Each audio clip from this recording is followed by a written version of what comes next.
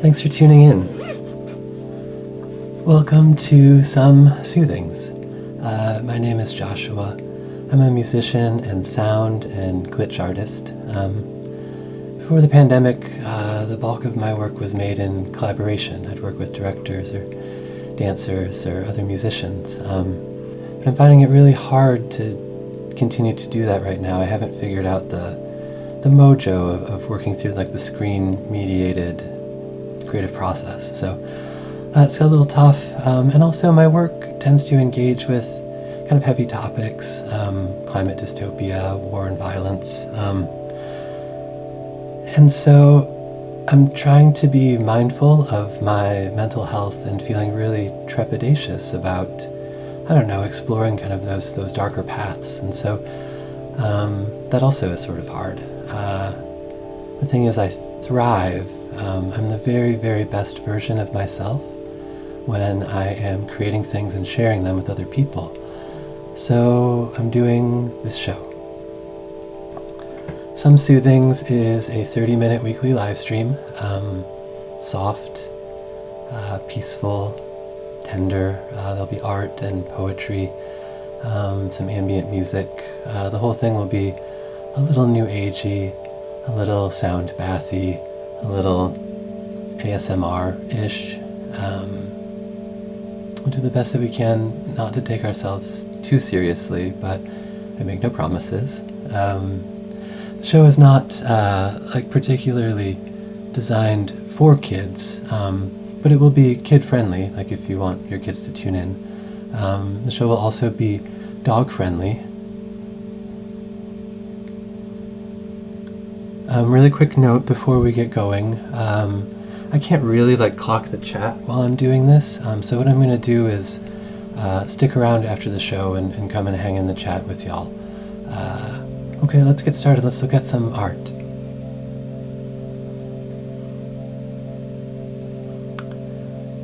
This is a photograph by Barbara Morgan called Lamentation. It's a gelatin silver print from 1935, and the subject is choreographer, dancer Martha Graham. Morgan and Graham had a 60-plus year friendship, and this image was made kind of at the very outset of that. Morgan was a painter, a printmaker, and a photographer. Trained at UCLA, later taught also at UCLA. And they were a committed experimentalist engaging with the European avant-garde, eventually moving from California to New York City in the early 1930s. At that time in the 30s, Martha Graham was here in New York and was just profoundly reshaping our sense of what dance is and could be. Graham's work in the 30s generated seeded a forest of choreographic ideas that informed the rest of the 20th century. Graham's stuff was huge. Morgan attended a Martha Graham Company performance that led to an introduction between the two of them and a decades-long collaboration. So Morgan's intent with this work was not to document the dance, but to create new photographic work in response to it. So Morgan would bring a battery of lighting and camera equipment and have the performers do little bits of the choreography, all the while sort of directing the scene, repositioning lights, changing the blocking, etc. All with the idea of trying to make a picture that captured the entire breadth of a time-based dance work in one image or two. So this is one of Morgan's photographs embodying Graham's piece Lamentation, the ballet Lamentation.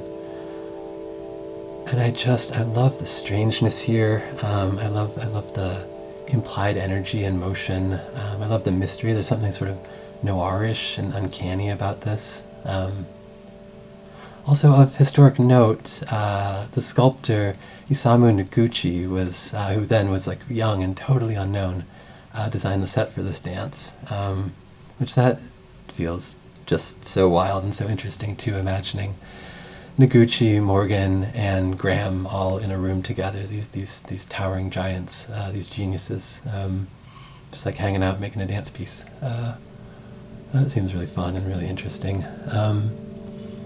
Morgan creates a lot of work in this vein in collaboration with Graham. So in the panel down below, there are links to other images, more bits of info, and some information about Lamentations, the ballet, the dance work itself. So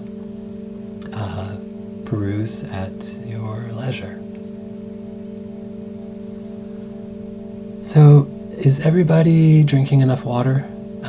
I'm trying to be more mindful of it, so I'm tracking my weekly intake in hopes that just by kind of paying attention to it, I do a better job hydrating. So this week I have drank 25 liters of liquids, which is 1 liter more than last week. But I opened my spreadsheet up at 11:30 last night, and I saw that I was behind, and so I just guzzled a bunch of water right before the midnight deadline. So, well, I don't know. I'll take that win, right? I'll take that win. So, 25 liters. Up next is one of my favorite parts of the show. It's time for the Surprisingly Healing Candlestick. This is a candlestick that I found in my sublet and discovered that it just makes this really really and nurturing sound. So I call this segment of the show the Surprisingly Healing Candlestick, and I also call it this candlestick the Surprisingly Healing Candlestick. So take a listen.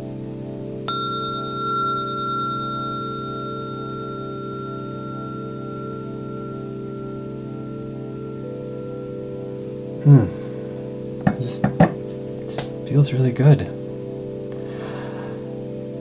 Up next, we have a brand new segment on the show called Cool Babies. Check out these babies. This is George and Charlotte. They are domesticated goats. Baby goats are called kids. A group of goats is called a tribe. Goats are curious, intelligent, they're capable of complex communication, they're able to form bonds with each other, but also, interestingly, across species, so like with humans or with other domesticated animals like dogs and sheep. Goats are browsing animals, which means they feed on leaves, soft shoots and vines, and they have a really varied diet. So when you combine that with this curious inclination, their curious disposition, we see that goats will kind of chew on or nibble or taste pretty much anything that even remotely resembles plant matter to decide whether it's good to eat or not. Examples include cardboard, your homework, and purses. When I was researching this segment for the show, I also learned that goats can and do climb trees, and I knew that you wouldn't believe me, so I found a picture on the internet. Check this out. Totally amazing, right? Look at those goats in that tree. Also, I really like that person's jacket a lot. But I wanted to share this image with you, mostly by way of warning, of caution.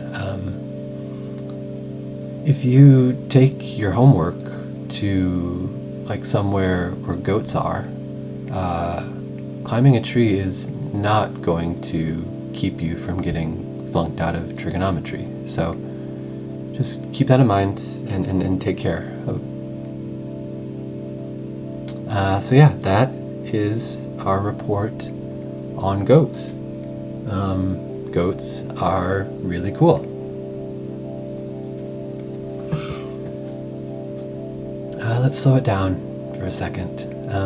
Let's pause. I am going to close my eyes for 10 seconds and think about something that I'm grateful for. If I'm comfortable sharing what I think of, I will. And I encourage you to do the same. Close your eyes with me. Languish in that stillness. Consider your gratitudes. And if you're comfortable sharing what you think of, please do so in the chat. Each week I'm compiling all the things that we're grateful for and adding them into the panels down below. So we'll end up with a nice list of all the things that we're grateful for. Okay, I am closing my eyes now.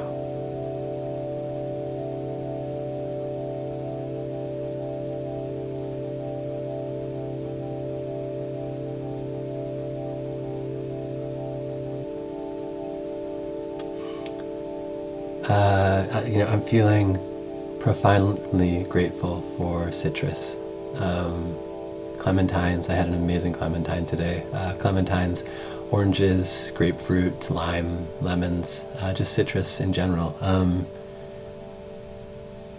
It seems so unlikely, right? Like eons of evolutionary accident leading to these fruit trees that make sweet and tangy fruits that we find and eat and are delicious. The unlikely through line from some seedling in ancient China to the mimosa I'm going to have when we're done broadcasting here. So citrus. I'm grateful for citrus. If you feel compelled to share what you feel grateful for in the chat, I will gather it up and we'll make a big list going. Okay, let's go to Kate Adams with the weather in McCarthy, Alaska. We are watching the sunset behind one of the many shoulders of Fireweed Mountain. Today in McCarthy, Alaska, it was a high of about 40, rained on and off all day. As you can see, the snow is starting to leave. We're in the middle of a breakup. Everything is pretty wet around. There's standing water in a lot of places and a lot of rivers and creeks where there aren't normally. But it's starting to be spring here.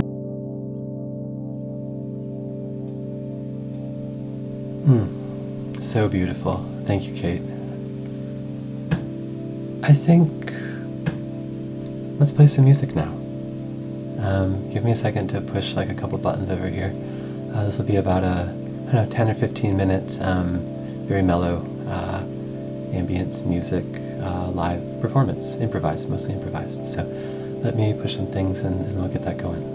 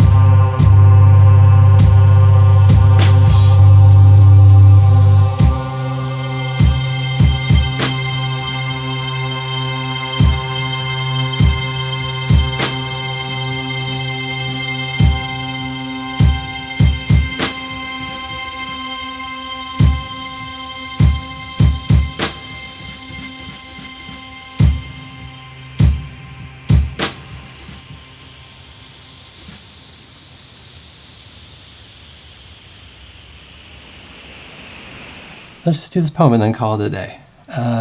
This is Evening Sun by Jane Kenyon. Evening Sun. Why does this light force me back to my childhood? I wore a yellow summer dress, and the skirt made a perfect circle. Turning and turning until it flared to the limit was irresistible. The grass and trees, my outstretched arms, and the skirt whirled in the ochre light of an early June evening. And I knew then that I would have to live and go on living. And what a sorrow it was. And still, that sorrow ignites, but does not consume my heart.